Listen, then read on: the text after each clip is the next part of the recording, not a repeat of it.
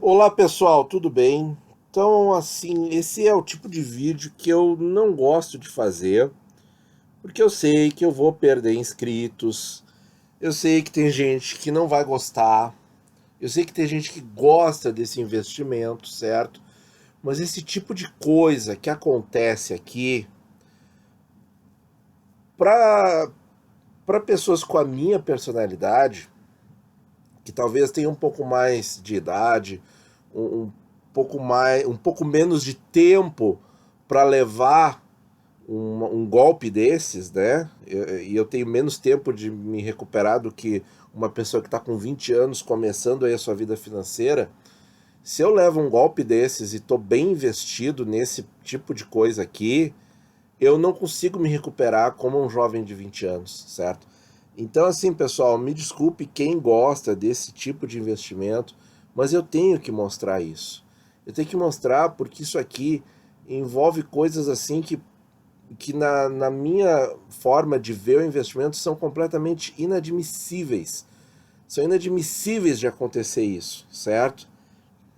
Bom, do que eu estou falando? Estou falando de um fundo imobiliário que houve aí um conflito de interesse. Isso é muito sério, isso é muito grave, certo? O que acontece?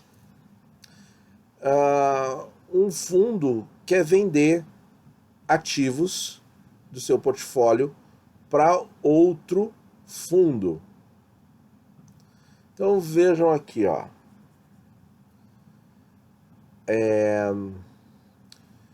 Então olha aqui, ó, investidor pessoa física se vê às voltas com um problema que tem repercutido no mercado de fundos imobiliários que pode levar boa parte dos mais de 10 mil cotistas de um fundo conhecido a ser obrigada a vender a sua participação no ativo e por um preço abaixo do desejado. Preço abaixo do desejado. Quer dizer, é a situação em que o cotista minoritário está sem saída. Ele tem que vender, certo? Por quê? Porque o gestor do fundo está vendendo aquele ativo. Então, gente, isso é o tipo de situação na qual eu, investidor, pessoa física, não tenho controle nenhum. Eu estou à mercê da vontade e do planejamento de terceiros, certo? E eu vou ser levado pela maré, a não ser que haja alguma lei que me proteja, mas por enquanto parece que não existe. Então, gente, com esse tipo de coisa acontecendo aqui, eu tenho que fazer um vídeo no canal e dizer: esse é mais um dos motivos que me afastam dos fundos imobiliários. Infelizmente. Infelizmente. Porque eu acho assim um desenho. Porque aí vejam bem, ó. Aqui na matéria, vamos dar o crédito aqui para Mariana Dávila, Beatriz Cuté e Pedro Ladislau Leite.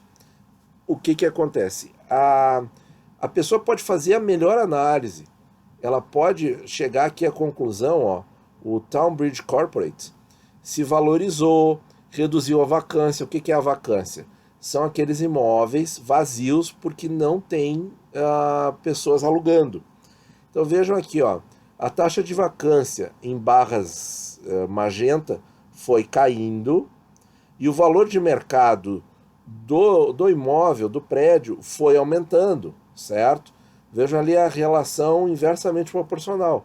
Quanto mais cai a vacância, mais aumenta o valor de mercado desse fundo, desse investimento. Então, quer dizer, você faz uma análise boa, você vê a relação cota-valor patrimonial, você vê a questão da vacância, você vê ali que tem o potencial de aumentar o interesse por aluguéis naquele prédio, certo? Que é o que aconteceu aí de 2016 em diante.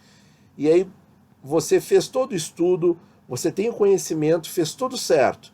E aí chega em determinado período, algum gestor do fundo quer vender para outro fundo a um valor que não é bom para você, pequeno investidor.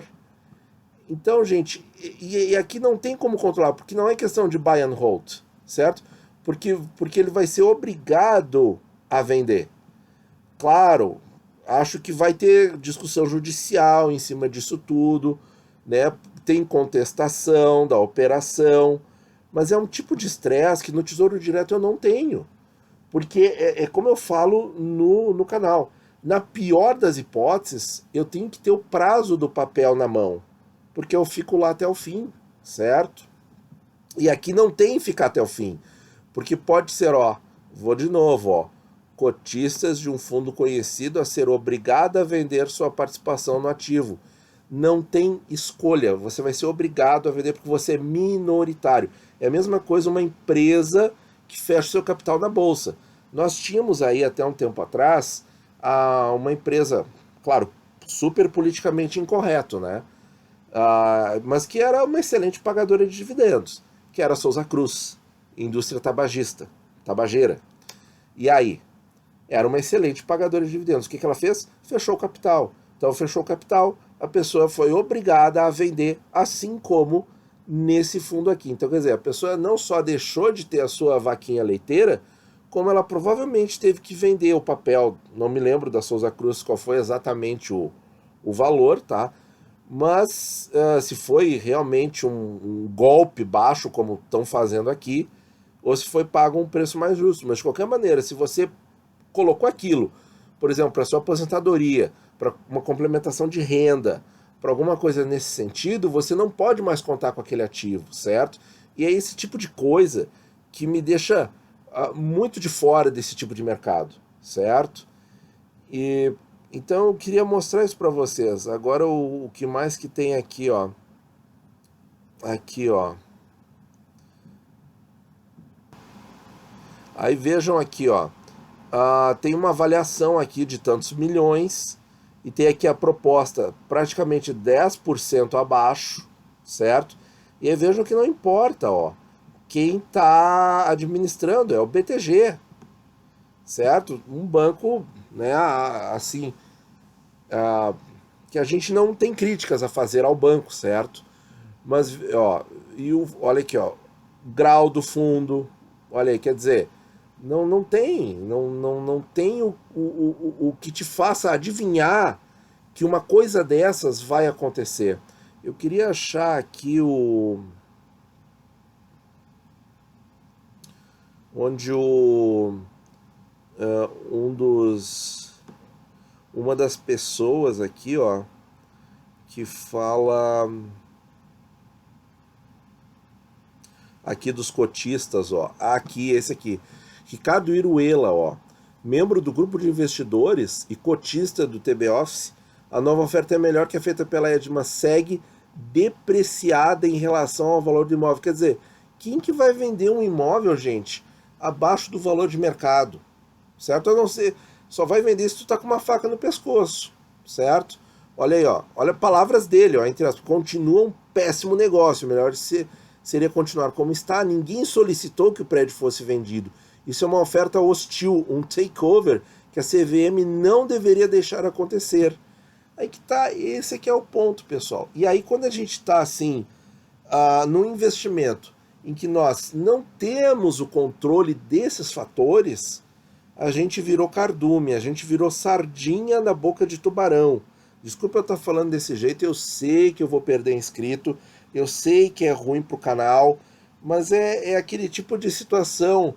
Eu não vou me sentir bem se eu não comentar isso aqui com vocês. Eu tenho que comentar porque, poxa vida, olha, eu não quero me tornar que nenhum de vocês passe pelo que o Ricardo está passando, né? Olha aqui, ó, todos os minoritários e a indústria sairão machucados se esse evento se concretizar. Então, quer dizer, não aconteceu ainda, mas olha o tipo de M que pode dar, gente. E aí, o pior é que é isso, né? A pessoa que entrou nesse fundo, eu acredito que se ela entrou fazendo o tema de casa, pô, pessoa com conhecimento, com tudo, certo? Que estudou, que fez a sua parte, que acertou aí que ia aumentar a ocupação desse imóvel, que as cotas iam se valorizar e tal. E agora o que acontece? Está penalizada por essa decisão aí de aquisição hostil. Outra questão, teve um fundo aí a questão de poucas semanas atrás, que a Petrobras deixou de alugar um dos imóveis e o fundo simplesmente despencou 50% do dia para a noite.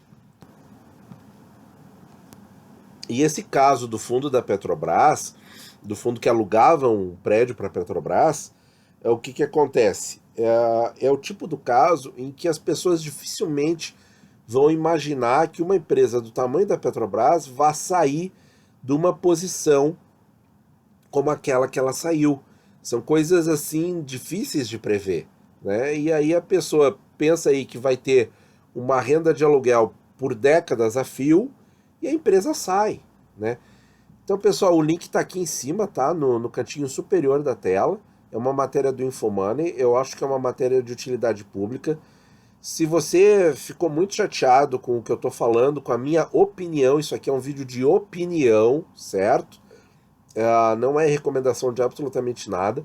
Eu estou dizendo por que eu não gosto desse tipo de investimento, por que eu não entro, por que eu acho que devia de haver mecanismos para proteger os minoritários, certo? Porque a gente vê esse tipo de coisa acontecer e é muito triste, né? Porque a pessoa vai lá, faz o tema de casa, analisa bem, investe com consciência e leva um golpe duro como esse, que eu não quero para ninguém, certo? Mas isso é a minha opinião, tá? Isso é a minha opinião.